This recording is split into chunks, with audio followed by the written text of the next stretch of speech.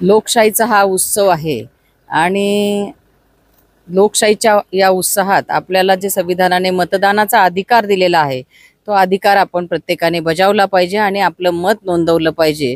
म्हणून सगळ्यांना मी आवाहन करते की आज प्रत्येकाने अगदी आपला जो हक्क आहे मताचा तो बजावावा आणि मतदान करावं।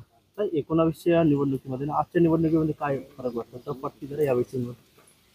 थोडंसं टफ आहे, उष्णता खूप आहे, त्यामुळे थोडंसं सगळीकडे एक वेगळं वातावरण आहे नक्कीच, पण तरी पण सगळीकडे लोकांचा विश्वास आहे की देशाचं पंतप्रधान कोणाला करायचं आणि या विश्वासावर मतदार सगळे आपलं मतदान नोंदवणार। महाराष्ट्रामध्ये 3 टप्प्याचं मतदान झालेलं आहे, परंतु मतदानाची जी टक्केवारी आहे ती कमी झालेली आहे। आता 4थ्या टप्प्याचं मतदान होत आहे, काय मतदारांना आव्हान करणार? मतदारांना तेच मी आवाहन करते की मतदानाची टक्केवारी कमी होता कामा नये। टक्केवारी चांगलीच असली पाहिजे आणि आपल्याला जर हक्क आहे मत नोंदवण्याचा तर ते हक्क आपण आपला बजावलाच पाहिजे आणि लोकशाहीच्या या उत्सवात सगळ्यांनी सहभाग नोंदवावा आणि मतदान करावा असं मी पुन्हा एकदा सगळ्यांना आवाहन करते।